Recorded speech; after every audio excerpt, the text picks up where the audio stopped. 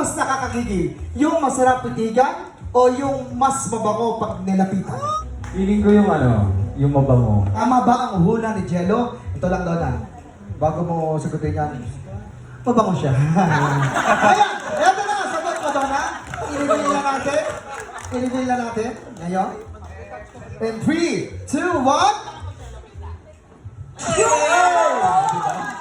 Tama si Jello. Tinitigan mo malayo lang. Pag nilapitan mo, kailangan mabango din. Baka naman amoy adobo, di ba? Ayan, si Herlin. Pag malayo, amoy. Malayo pa, amoy adobo na. Oo.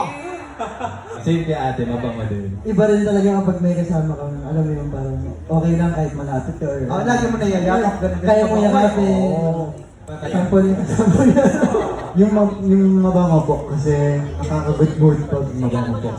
Maganda tignan. Kasi pag nakita mo palang malayo, tapos maganda yung pananamit, yung itsura, mabango na agad yan, sure yan. Ayaw naman natin sa amoy bagoong, di ba? Yung mga ganyan. Maganda pero may bago ka.